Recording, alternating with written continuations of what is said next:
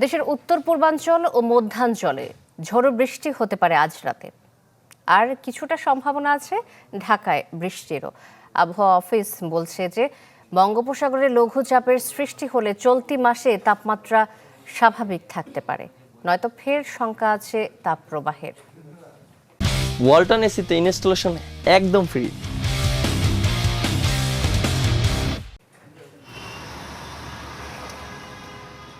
তাপমাত্রা খানিক কমলেও শহর জুড়ে ভ্যাপসা গরমটা অনুভূত হচ্ছে এখনো। দীর্ঘ তাপ প্রবাহের এপ্রিল পেরিয়ে এই মেতে মানুষের তৃষ্ণার্ত অপেক্ষা শুধুই অঝোর বর্ষণের। আবহাওয়ার পূর্বাভাসে রয়েছে বজ্রসহ ঝোড়ো বৃষ্টির আভাস। তাতে তাপমাত্রা কিছুটা সহনশীল আচরণ করলেও ফের শঙ্কাও আছে ছোট থেকে মাঝারি অথবা তীব্র থেকে অতি তীব্র তাপ প্রবাহের, যদিও তা দীর্ঘ হবে না এপ্রিলের মতো। রাত 12টার পর দেশের পূর্বাঞ্চল, মধ্য অঞ্চল এবং দক্ষিণ পূর্বাঞ্চলে বৃষ্টি সহ বজ্রবৃষ্টি বৃদ্ধি পেতে পারে এবং 6 তারিখের পর 7 তারিখ থেকে একদম 11 তারিখ পর্যন্ত অস্থায়ীভাবে দমকা বাতাস ও ঝোড়ো হাওয়া সহ বৃষ্টি অথবা বজ্রসহ বৃষ্টি বাংলাদেশে অব্যাহত থাকবে।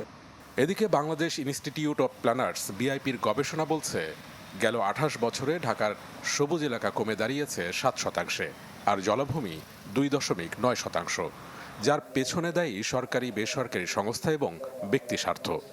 আমাদের গত 28 বছরে আমাদের ঢাকার যে সবুজায়ন বা সবুজ এলাকার পরিমাণ মাত্র 7% এসে থেমেছে, জলাভূমি নেমে এসেছে মাত্র 3%-এরও নিচে বা 2.9%।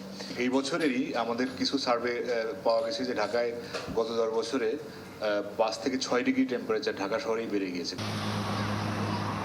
গবেষকরা মনে করেন কেবল কাগজে কলমে নয়, সত্যিকার অর্থেই পরিকল্পিত নগরীর বাস্তবায়ন জরুরি, নইলে তাপমাত্রার অসম আচরণে পড়তে হবে নিকট ভবিষ্যতেও।